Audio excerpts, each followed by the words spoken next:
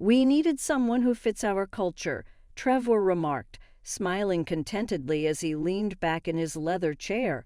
I'm sure you understand. With the quarterly operations report I had completed still in my hands, I gazed at him across the desk. You're putting Greg Wilson in my place? He has absolutely no managerial experience or industrial experience. Trevor said, Greg brings fresh perspectives, as he straightened his expensive tie.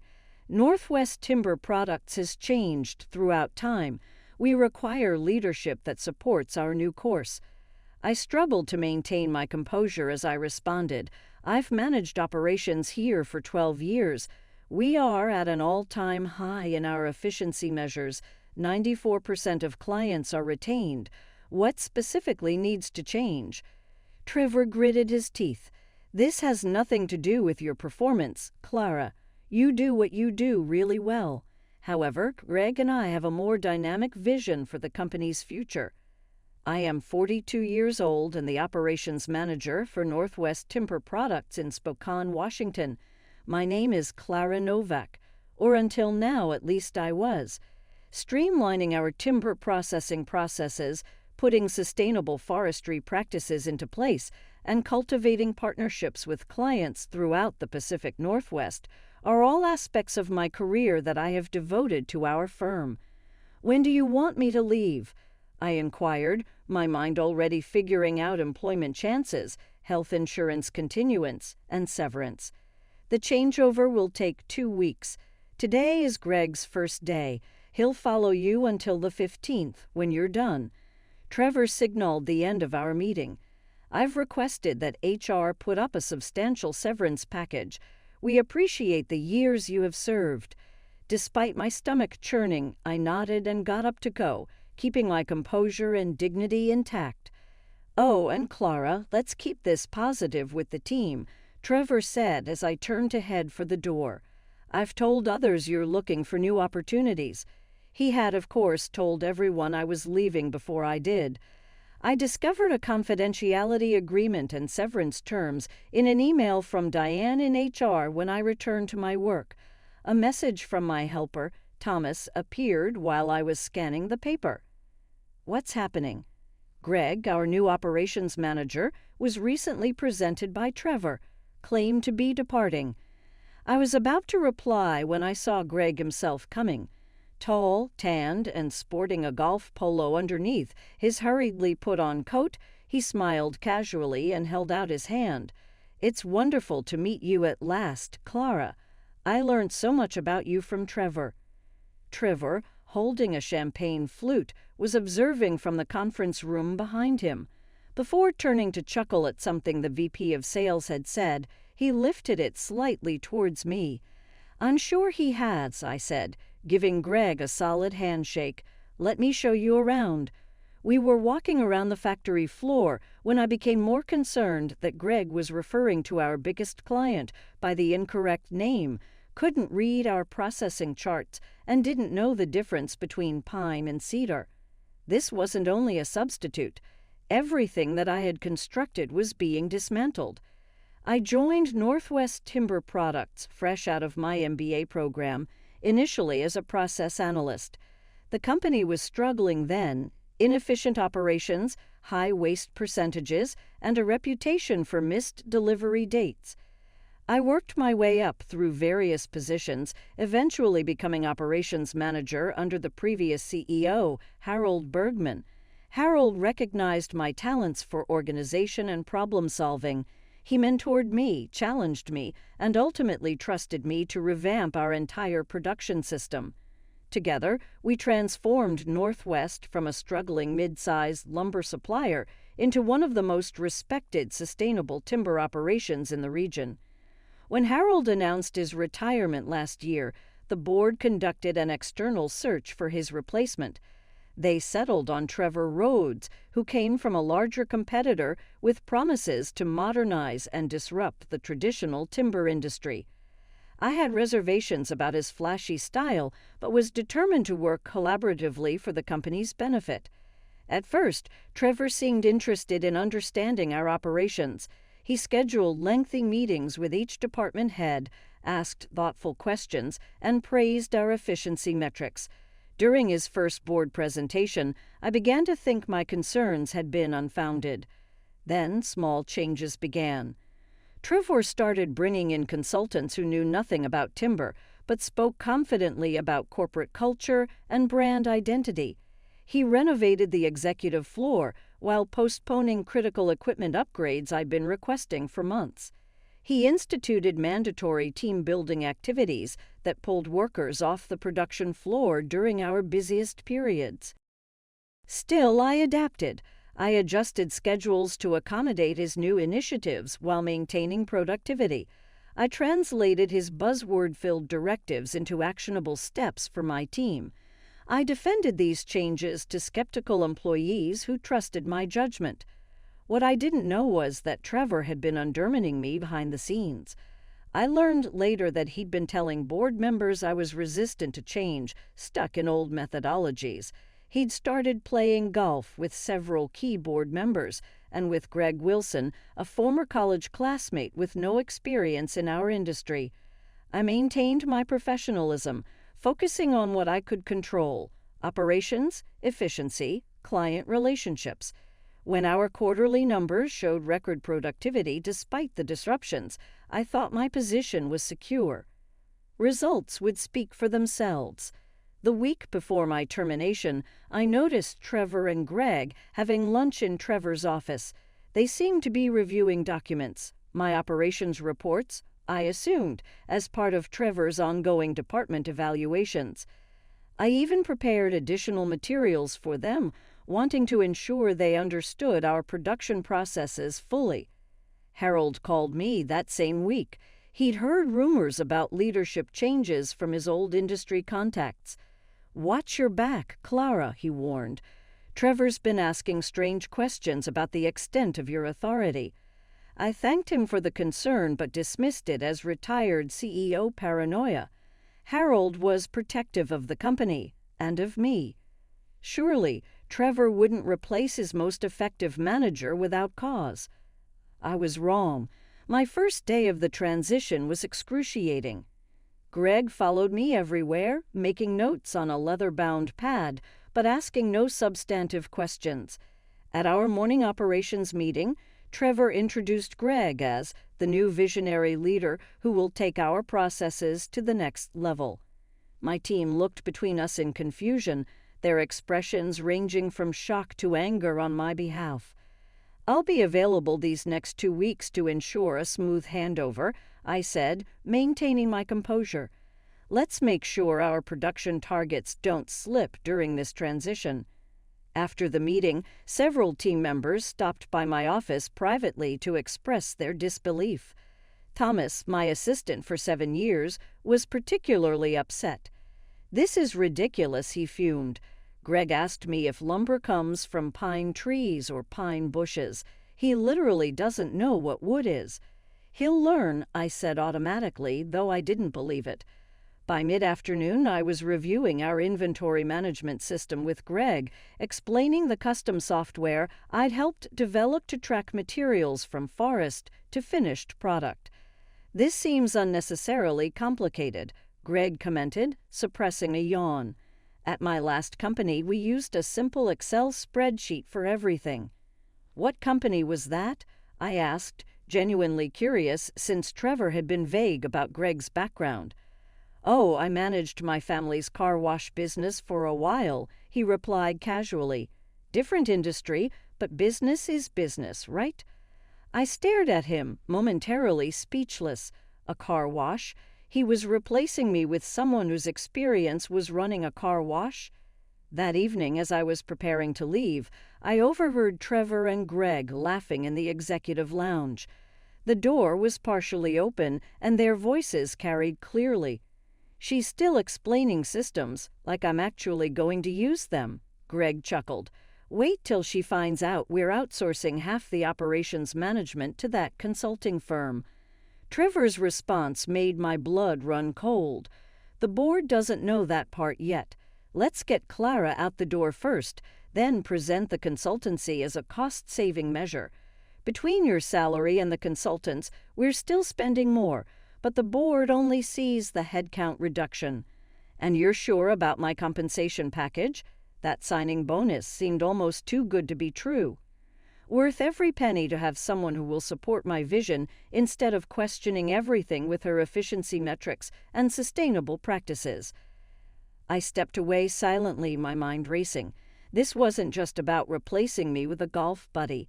They were dismantling my entire department, potentially jeopardizing the operations I'd spent years perfecting, and they were misleading the board about the financial implications. Back in my office, I sat heavily in my chair, staring at the operations manual I'd been updating for Greg. 12 years of dedication reduced to a 2-week transition that was clearly just for show. My team would likely be next on the chopping block once the consultants identified redundancies. I felt a complex mix of emotions: anger, betrayal, concern for my team, worry for the company itself. Northwest wasn't just my employer, it had been my professional home. As I packed my bag to leave, I noticed the board meeting agenda for next month sitting in my inbox, sent to me by mistake since I would no longer be employed when it occurred. I read it slowly, an idea beginning to form. Perhaps this transition wouldn't go exactly as Trevor planned. The next morning, I arrived early to find Diane from HR waiting by my office. "Clara, I need the signed severance agreement today," she said apologetically. "Trevor's asking for it." I had deliberately not signed the document yet, using the time to review my options. "I'm still consulting with my attorney," I explained. "The non-compete clause seems unusually restrictive." Diane lowered her voice. "Between us, I agree, but Trevor insists it's non-negotiable." "I understand. I'll have my decision by tomorrow." As Diane left, my desk phone rang. It was Elaine Robinson, a board member who had worked closely with Harold before his retirement. "Clara, are you free for lunch today?" she asked without preamble. "I've just heard some disturbing news." Hope flickered briefly. Perhaps the board would intervene. "I can make time," I replied. We met at a small cafe well away from the office. Elaine, in her 60s, with a no-nonsense demeanor that had made her successful in the timber industry, got straight to the point. "Trevor told the executive committee you requested to leave," she said, stirring her coffee. "Said you were burned out and recommended Greg as your replacement. Several of us were surprised, but he presented it as a done deal." "That's not what happened," I said, careful to state facts without emotional coloring. "He terminated my position and had already hired Greg before informing me." Elaine's expression hardened. I suspected as much. Trevor's been making unilateral decisions despite board governance requirements. Unfortunately, he's convinced the board chair, James, that he needs operational freedom to modernize the company. So there's nothing to be done. Not officially. Not yet. James won't call a special meeting just for a personnel change, even at your level. Our next full board meeting isn't for 2 weeks. My shoulders slumped slightly. 2 weeks was after my last day. However, Elaine continued, "I'd like to invite you to that meeting as my guest. It's unusual but not unprecedented. You've presented to the board before, and I can request your attendance for questions on operations during the transition." "Trevor won't like that." "Trevor doesn't need to know until the day of the meeting," she replied with a hint of steel in her voice. "In the meantime, document everything, especially any plans that contradict what the board has approved." I left lunch feeling cautiously optimistic. If I could present the facts directly to the board, perhaps Trevor's plans would be scrutinized more carefully. That afternoon, I met with Trevor to discuss the transition timeline. I decided to test the waters. "I've been thinking about the severance agreement," I began. "I'm concerned about the non-compete restrictions." Trevor's smile didn't reach his eyes. "They're standard for executives. You know too much about our operations to allow you to work for competitors. Then perhaps we should discuss an adjustment to the compensation, given the restrictions' impact on my employment prospects." His expression hardened. "The package is generous as is. If you're unhappy with it, we could revisit whether a severance is offered at all. The threat was clear. I nodded and retreated, deciding to sign the agreement while I considered my options. Later that day, I overheard Greg on a call in the conference room, the door ajar. The transition's going fine. She suspects nothing. Yes, the outsourcing proposal is ready. No, the board won't see the full cost implications until it's implemented. When he emerged, I was reviewing production reports at a nearby desk. He startled slightly upon seeing me. "How much did you hear?" he demanded, his friendly facade dropping momentarily. "Hear what?" I replied innocently. "I was just updating these reports for you." Greg seemed appeased but remained wary. That evening, I discovered my email access had been restricted. "In preparation for your departure, 2 weeks early." When I called it, they confirmed the directive had come from Trevor directly. The message was clear. They didn't trust me with information, even during the transition period. Whatever Trevor and Greg were planning, they didn't want me to see it. I needed to find out what it was, and quickly. With my email access restricted, I had to get creative. I still had physical access to the building and my regular systems. They needed me to train Greg, after all. During our morning review of client accounts, I suggested we look at the upcoming contract renewals. "We have Wilson Construction's renewal next month," I explained, pulling up the file. "They've been with us for 8 years and account for 12% of our revenue." Greg shifted uncomfortably. "Trevor mentioned Wilson. I think he's handling that personally." "That's unusual. The operations team typically manages our major account renewals since we coordinate the production schedules," I said, watching his reaction carefully. "New processes," Greg replied vaguely. "Part of our modernization." Later, I casually asked Janice from accounting about the Wilson contract while we waited for coffee. In the break room, "Oh, didn't you hear?" she whispered. "Trevor's brother-in-law just became their new purchasing director. Trevor took him golfing last weekend." The pieces started coming together. I spent my lunch break in the company archives, reviewing board minutes from Trevor's hiring. His mandate had been clear: maintain Northwest's industry-leading sustainable practices while improving profitability.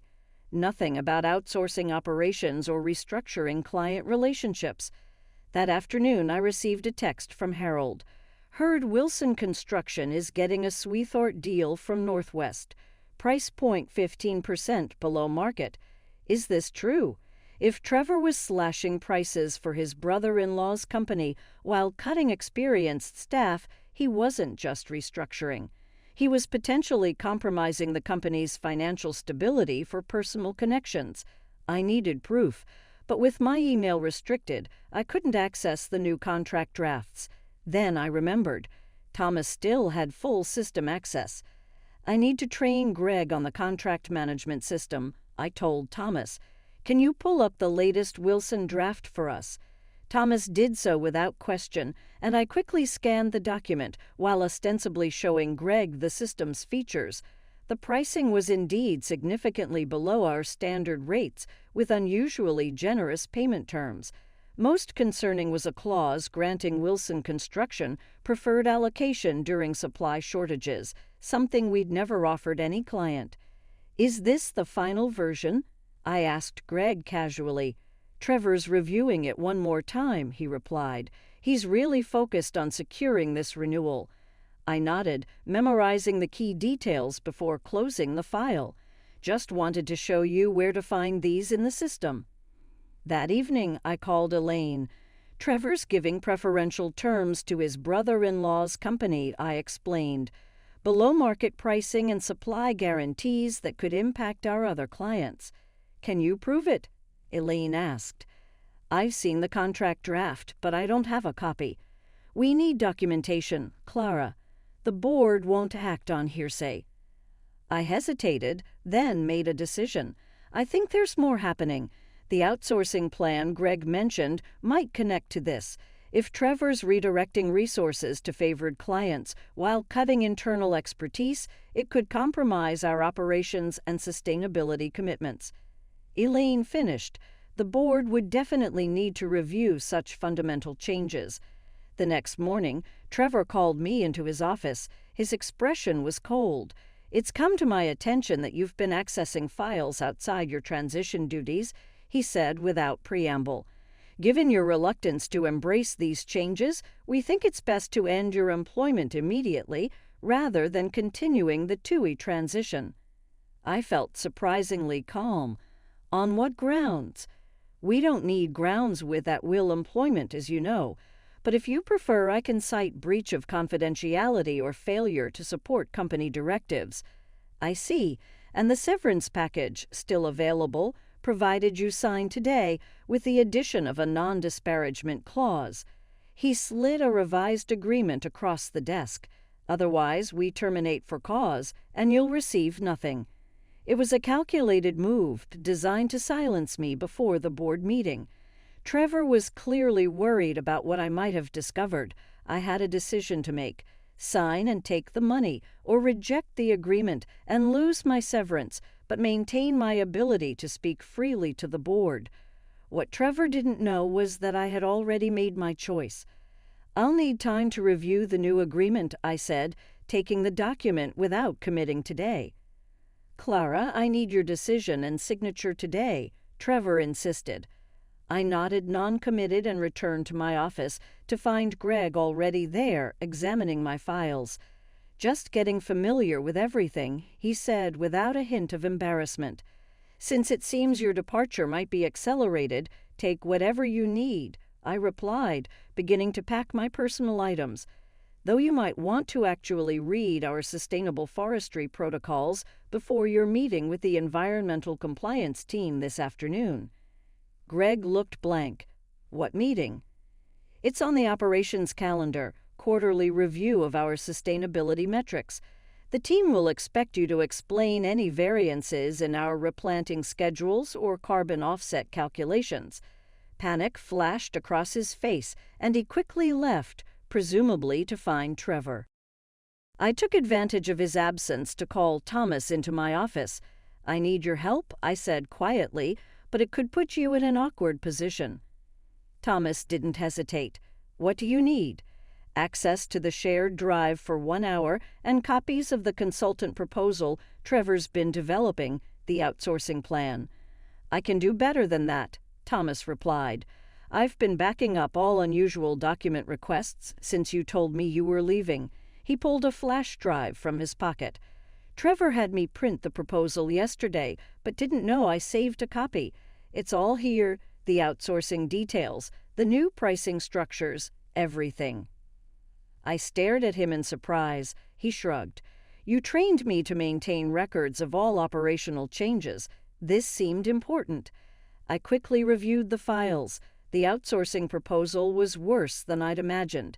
It would replace our experienced operations team with overseas consultants who had no background in timber or sustainability practices. The projected savings only appeared positive because they excluded transition costs and potential compliance issues. Most alarmingly, the proposal indicated implementation would begin immediately after my departure, without waiting for board approval. I also found the complete Wilson construction contract, with Trevor's brother-in-law's name clearly indicated, plus similar preferential deals for 2 other companies connected to Trevor's personal network. "Thomas, if Trevor asks, you never gave me this." "Gave you what?" he replied with a wink. "I'm just helping you pack." By afternoon, I'd copied the essential documents and returned the flash drive to Thomas. I then called Elaine. "I have what we need," I told her. "But Trevor's trying to force me out immediately with a non-disparagement clause." "Don't sign anything," she advised. "I'll talk to James. This is exactly the kind of unilateral action the board needs to know about." An hour later, Trevor stormed into my office, face flushed with anger. "What did you say to Elaine Robinson?" "That you were asking me to sign a revised severance agreement." I replied calmly, She just called James, demanding a special executive committee meeting tomorrow about your termination. I kept my expression neutral. That's her prerogative as a board member. Trevor leaned across my desk. Sign the agreement now, Clara. Walk away with your severance and your reputation intact. Push this further and I'll make sure everyone in the industry knows you were terminated for cause. It was a serious threat in our specialized field.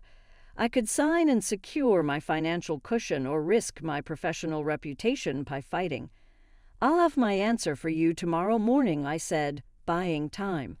Trevor left unsatisfied, and I spent the evening preparing a detailed presentation of everything I discovered, the outsourcing plan, the preferential contracts, the misrepresentations to the board. I organized the documents chronologically, highlighting where Trevor's actions contradicted his board-approved mandate. By morning I was ready, but when I arrived at the office, security stopped me at the entrance. "I'm sorry, Miss Novak. Your access has been revoked." Trevor had made his move. Now I needed to make mine. "Miss Novak." I turned to find James Werner, the board chair, approaching the security desk. "Elaine mentioned you might have trouble accessing the building." He nodded to the guard. "She's with me for the executive committee meeting." The guard looked uncertain but couldn't refuse the board chair. James escorted me to the executive floor, explaining in hushed tones that Trevor had called an emergency meeting of his own, apparently to formalize my termination before the committee could intervene. Fortunately, board governance supersedes executive authority in personnel matters involving department heads, James said. Elaine was quite insistent we review the situation properly. When we entered the boardroom, Trevor's confident expression faltered visibly. Greg sat beside him, looking uncomfortable, as Elaine and 2 other committee members arranged their materials. "Clara," Trevor recovered quickly. "This is an executive meeting. I don't think I invited her." James interrupted. "Given the serious concerns raised about operational changes, we need her expertise." "What concerns?" Trevor's voice was sharp. "I've simply made a standard personnel change to align with our modernization strategy." Elaine gestured to me. "Clara, please share what you've discovered." With calm precision, I presented the documents I'd prepared. I explained how the outsourcing plan contradicted our sustainability commitments. I highlighted the preferential contracts with Trevor's connections, displaying the pricing disparities alongside our standard terms. I showed how the consultant costs, when fully calculated, actually increased expenses rather than creating savings. Most importantly, I concluded that none of these fundamental operational changes were presented to the board for approval, despite governance requirements for strategies impacting our core business model and environmental commitments. Trevor's face changed from contemptuous to worried to overtly antagonistic during my presentation. Greg avoided making eye contact with anybody as he gazed at the table. After I was done, James looked at Trevor. "Is this true? Are these modifications being implemented without board approval?" "I was planning to present the complete strategy at the next regular meeting," Trevor said. "Clara is selectively sharing information out of context because she's disgruntled about being replaced." I said, "The documents speak for themselves," as I passed copies of Trevor's signed directives, including your direction to start implementation prior to the next board meeting, across the table. James's face grew more serious as he went over the paperwork. "I believe we should continue this conversation with the committee in private, Trevor. I appreciate your thoroughness, Clara. Wait outside, please." Trevor's stare followed me out of the boardroom. I had done the right thing for the business I had helped create, but I had little control over what came next. James invited me to join them when he came out of the boardroom 3 hours later. Greg and Trevor were conspicuously missing. James said, "The committee has made several decisions," after I took a seat. "With immediate effect, Trevor's job has been terminated. As I requested, the outsourcing plan, rescinded entirely, and Greg Wilson will not be taking over as operations manager. Elaine affirmed, as are the preferential contracts that hadn't yet been executed. James cleared his throat. The committee would like to offer you your job back, Clara, with the proper pay and authority modifications. We really regret the inconvenience Trevor's actions caused and acknowledge the value you provide to Northwest Timber Products. I gave the offer great thought. 2 of Northwest's rivals had contacted me during the last 2 weeks, one of which would result in a big promotion. I appreciate the offer, I eventually concluded, but I believe it's time for me to look into other options. However, in order to stabilize operations and assist you in finding a qualified replacement, I would be prepared to remain for a thorough transition time. Despite his dejected expression, James nodded in agreement. During the transition, we'll create suitable conditions for a consulting agreement. Would 3 months be enough? It was a substantial offer, and I would have time to think things through. That would be acceptable. Elaine led me to the lift as the conference came to an end. Trevor didn't go quietly, she revealed. He threatened legal action, claiming you had violated confidentiality.